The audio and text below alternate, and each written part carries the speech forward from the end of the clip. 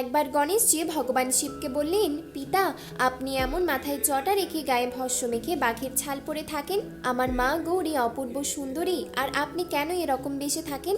কৃপা করে আপনি একবার সুন্দর বস্ত্র ধারণ করে সুসজ্জিত হয়ে মায়ের সামনে আসুন। মহাদেব হেসে ওনার কথা মেনে নিলেন। কিছু সময় পর ভগবান শিব স্নান করে ফিরলেন। তখন ওনার গায়ে ভস্য ছিল না, মাথায় জটা ছিল না, বাঘের ছালের পরিবর্তে উনি সুন্দর পোশাক ধারণ করেছিলেন।